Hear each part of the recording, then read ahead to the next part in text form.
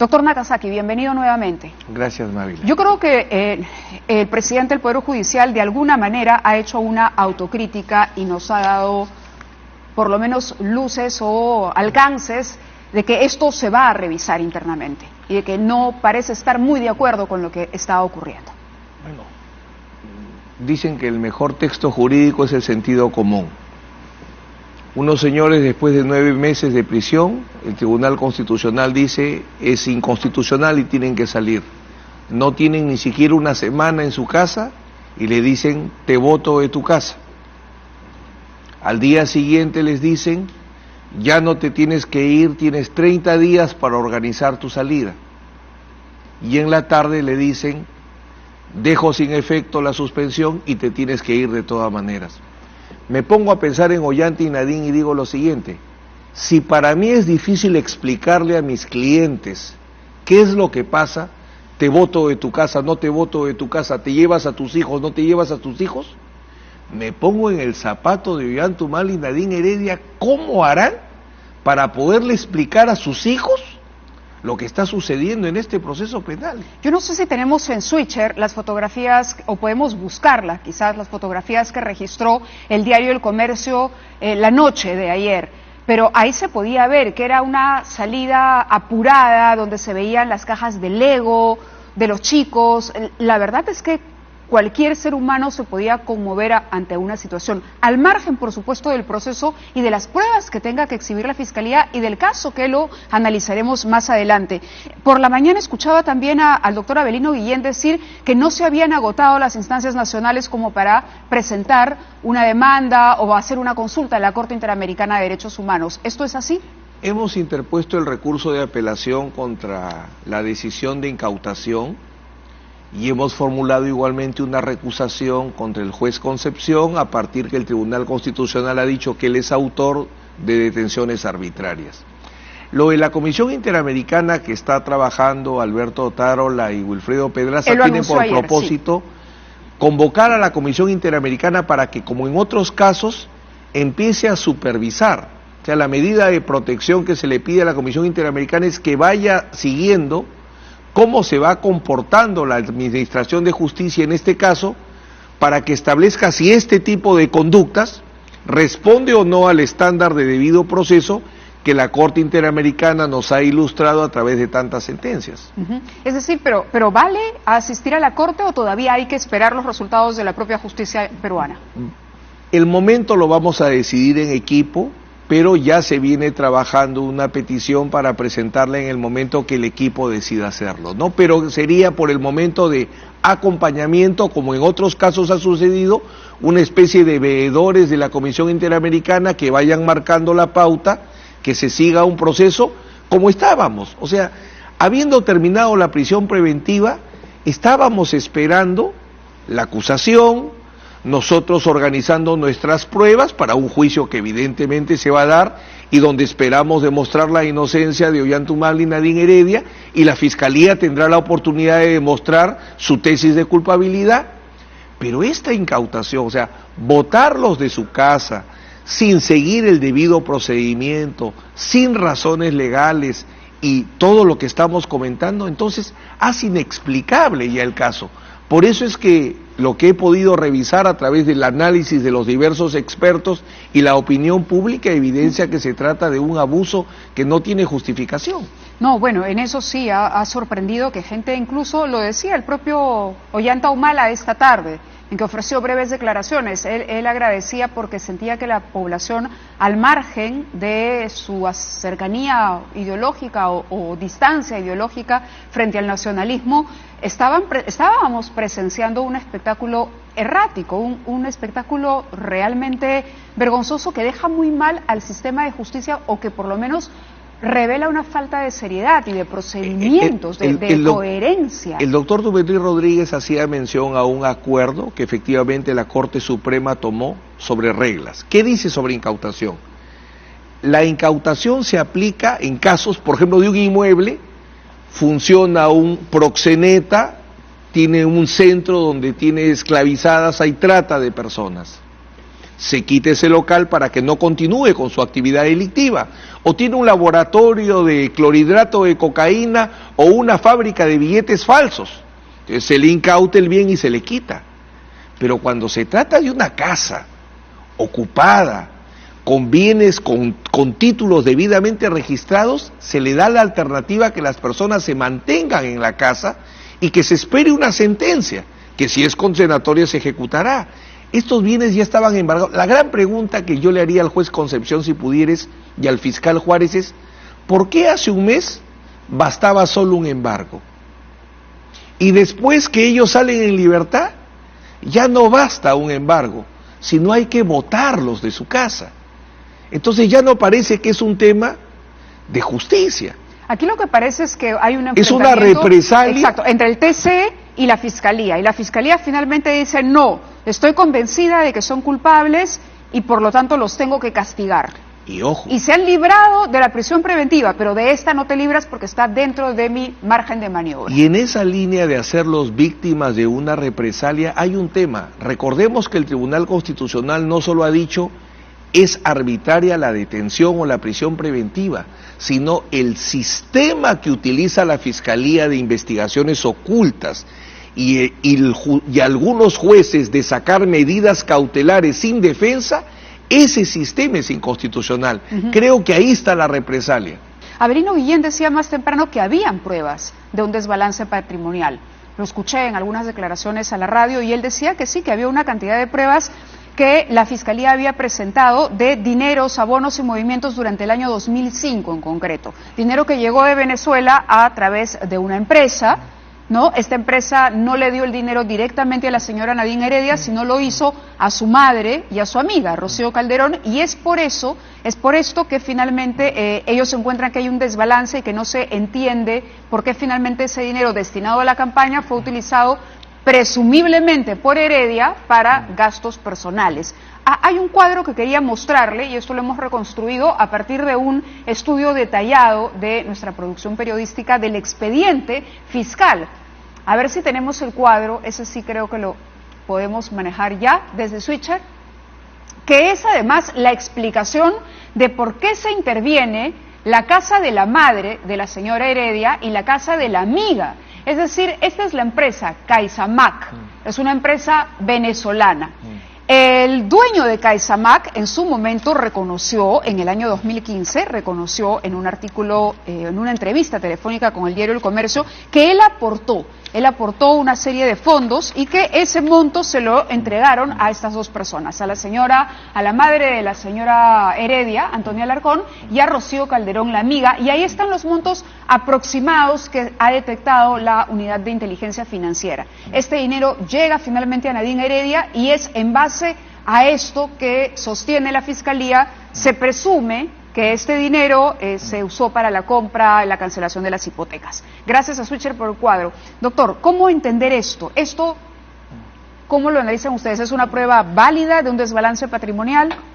Dudo, primero, para que exista desbalance patrimonial tendría que establecerse una pericia contable. Solo la pericia contable establece si el patrimonio está justificado o injustificado. No hay ninguna pericia contable sobre esa materia, número uno. Número dos, yo dudo que la Fiscalía mantenga el tema de Venezuela. Mira qué lejano mi apreciación de lo que dice Avelino Guillén. Dudo mucho que la Fiscalía mantenga en la acusación el caso Venezuela. Creo que solo va a utilizar el caso Brasil, porque el caso Venezuela, ¿cuál es la teoría que plantea la Fiscalía? Que el expresidente Hugo Chávez sacó dinero del Tesoro Público venezolano y que a través de las empresas que tú mencionas se los entregó a Nadine Heredia o Ollanta-Humala.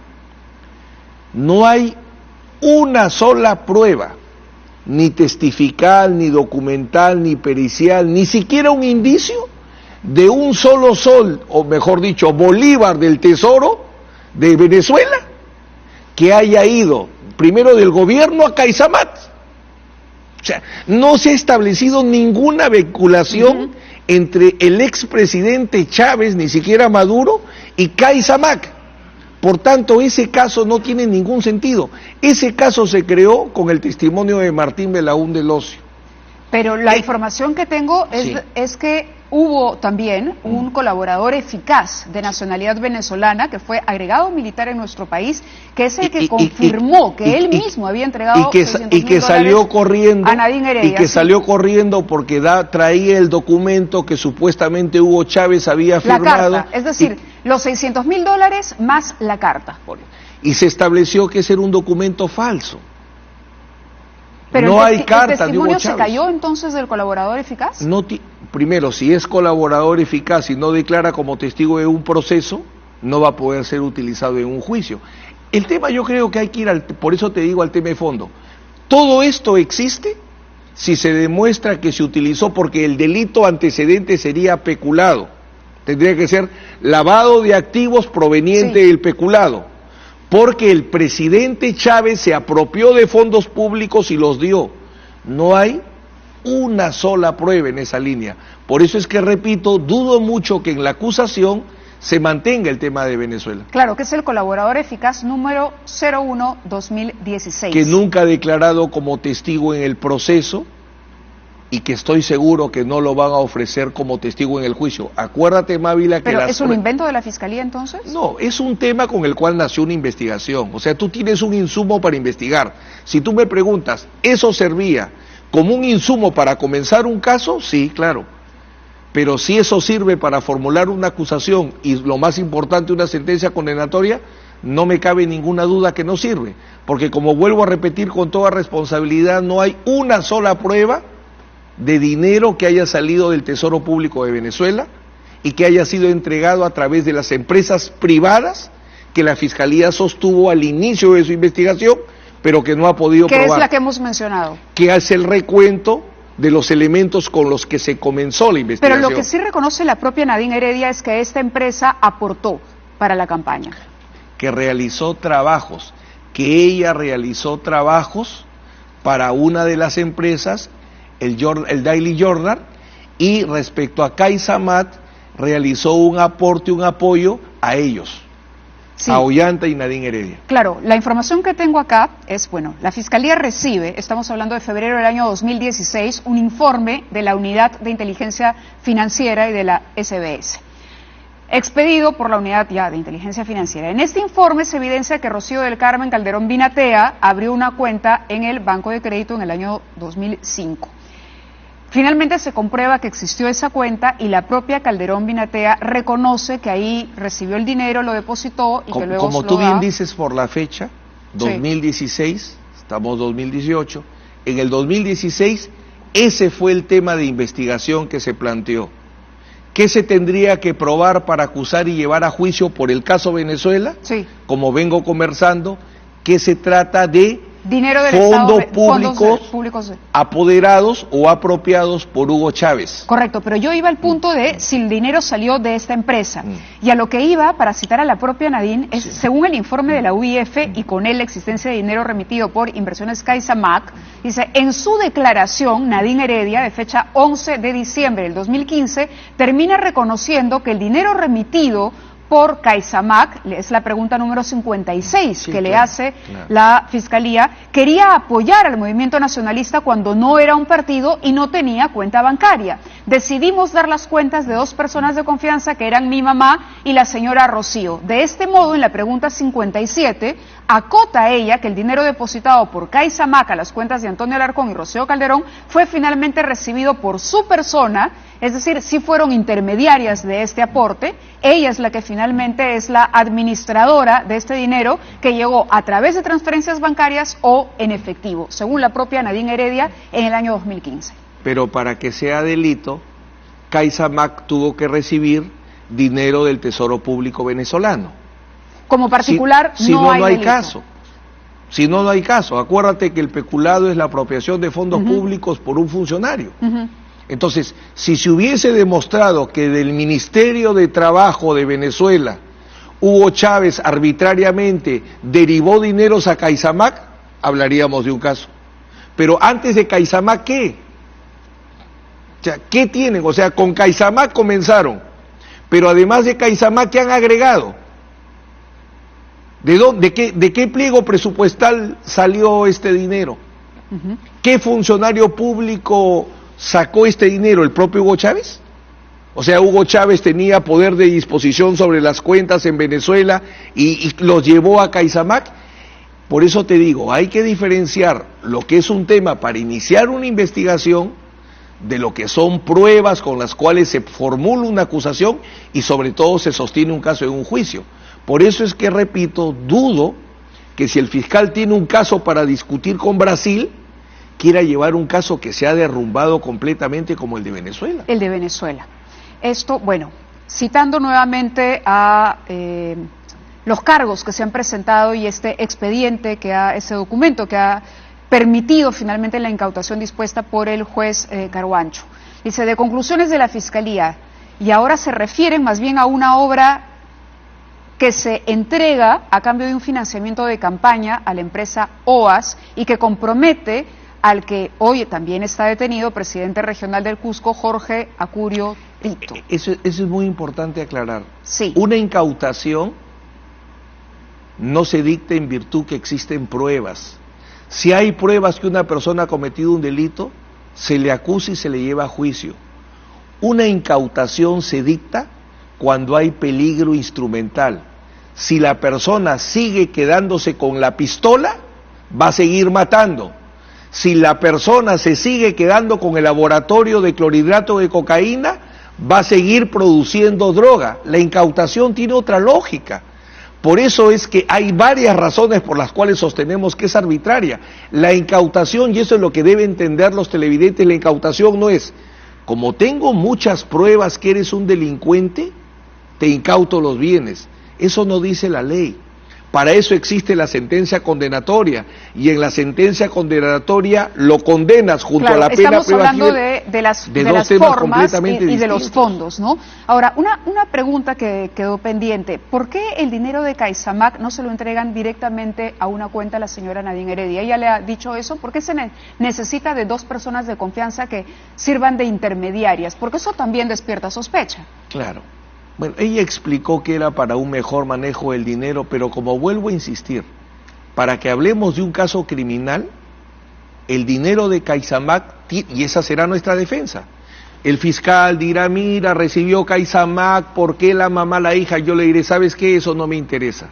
A mí lo que me interesa es cómo pruebas que bolívares del gobierno venezolano ingresaron a Caizamac. ¿Tienes alguna prueba? No tienes ninguna prueba, no hay caso. Es decir, se queda para usted en presunción. Motivo para iniciar una investigación, pero no para condenar a una persona, porque tiene que ser lavado de activos proveniente del delito de peculado cometido en Venezuela. Y Caizamac, la mamá y la amiga, no hacen delito de peculado ni en Venezuela ni en el Perú. Correcto. Vayamos ahora al caso del Cusco, porque también es interesante y también aparece en el informe de la Fiscalía. Dice, después de que el señor Acurio, estamos hablando del presidente regional que tiene orden de prisión preventiva ahora por tráfico de influencias y presunción de lavado de activos, ganó las elecciones en el Cusco, concertaron a través de Nadine Heredia Alarcón preparar las bases a fin de terminar favoreciendo a OAS, que es otra de las constructoras brasileñas, en la construcción del Hospital Lorena del Cusco, adjudicándosele finalmente la obra, de la cual recibieron una comisión que había sido acordada del 2.5% del valor total de la obra.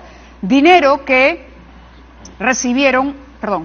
personas contratadas por OAS trajeron a Lima pegadas al cuerpo, entregándose a Nadine Heredia Alarcón para su uso en la campaña electoral. Ya estamos hablando del 2011 y del caso Lavallato. Es la versión, ¿no?, de Martín Belaúnde, sí. Claro, acto de corrupción previo que, según corroboración de información, es lo que dice la Fiscalía, han corroborado la información, no cita Martín Belaúnde, ha significado la apertura de investigación preliminar con fecha 21/8/12 y ulterior formalización de investigación preparatoria con fecha 1/4/15 por parte de la Fiscalía Provincial de Huanchac, Cusco, contra el presidente regional del Cusco. Pero este señor, Acurio Tito, está, digamos, acusado por tráfico de influencias o denunciado por tráfico de influencias y lavado de activos y con prisión preventiva. Permíteme establecer lo que hay en el proceso.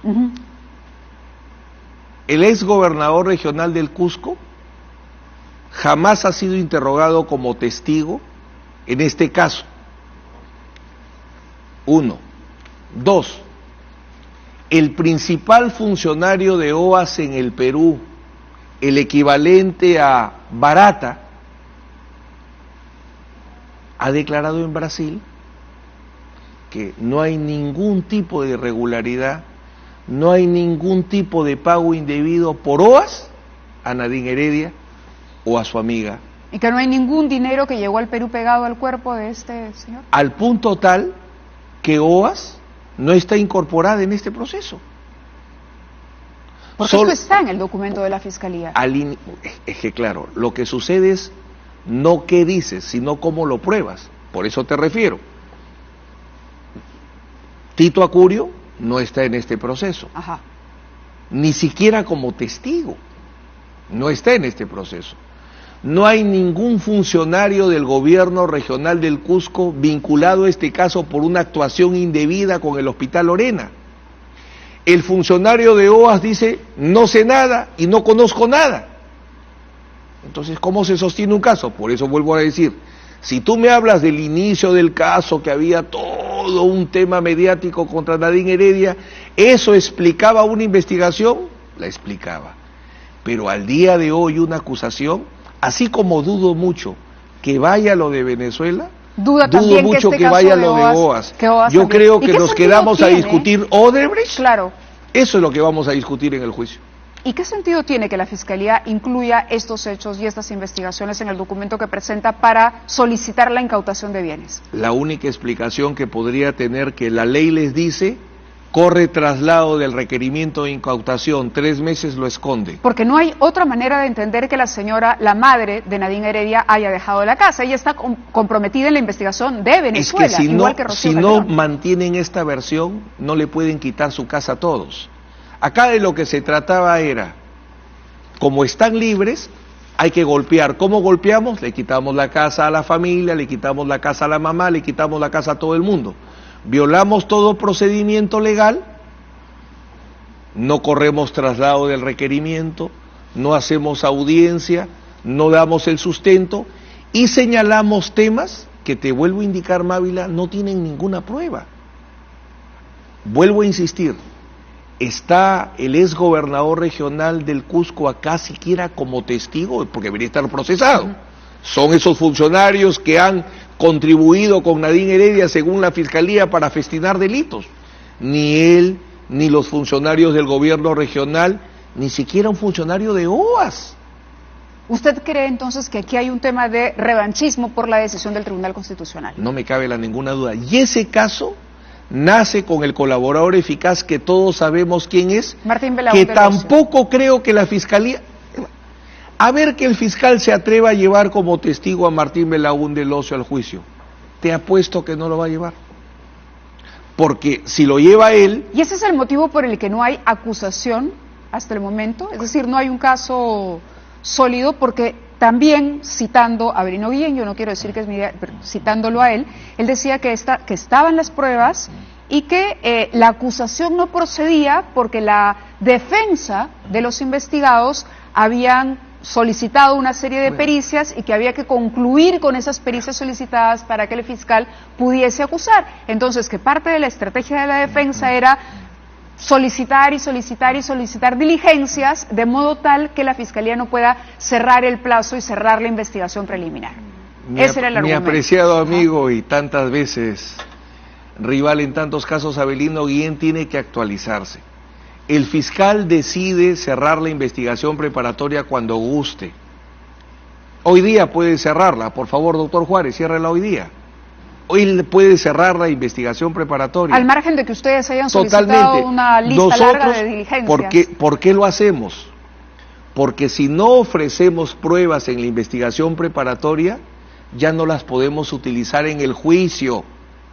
Es un tema de formalidad. Nosotros lo que estamos es construyendo nuestra defensa para poder utilizar pruebas en el juicio, porque si yo voy al juicio y digo, quiero el testimonio de Migliaccio, ¿lo pediste en la investigación preparatoria? No, no lo pedí, chao. No se considera. Quiero el testimonio de Mameri, ¿Lo pediste en la investigación preparatoria? No, entonces Correcto, Abelino debe actualizarse un poco. Sí, hemos buceado un poco en el expediente porque era importante también conocer cuál era el sustento de la Fiscalía. En atención a eso, por eso le he tocado estos dos temas, porque es parte de lo que se ha presentado, del documento en cuestión que ha leído el juez Concepción Carhuancho para disponer la incautación, y es lo que explica que no sea solo la casa de Nadine Heredia y Ollanta Humala, sino también la de la mamá, la de la amiga, etcétera. Si hubieran respetado el procedimiento y nos hubieran dado una audiencia para discutir este tema, de repente ni incautación había, porque no es un tema de prueba.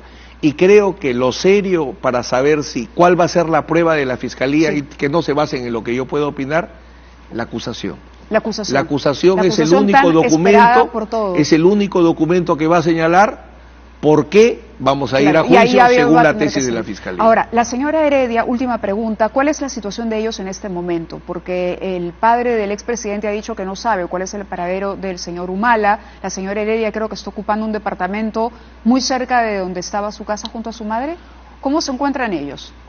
Hoy día no he podido ver a Ollanta y a Nadine porque como hemos tenido audiencia en la mañana con el juez Concepción, presentar la apelación, han estado acompañados por Julio César Espinosa, por Wilfredo Pedraza.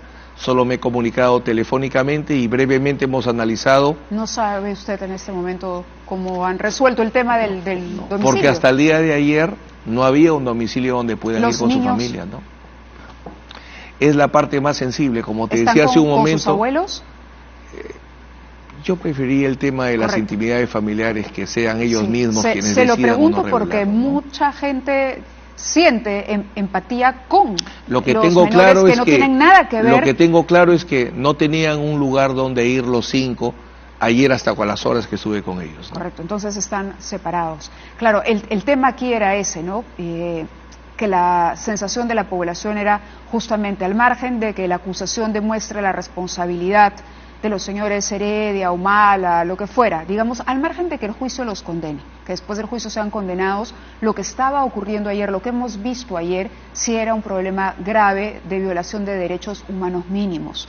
Y la situación de los niños, le hacía la pregunta sin ánimo de invadir la privacidad, simplemente para saber si se encontraban bien o no. Creo que lo que corresponde en este momento es tratar de salir de este desorden y tratar que el proceso se encauce por los trámites que corresponden, ¿no? Correcto. Eso es lo que corresponde. Muy bien, le agradezco mucho su presencia en el programa. Nosotros hacemos una pausa.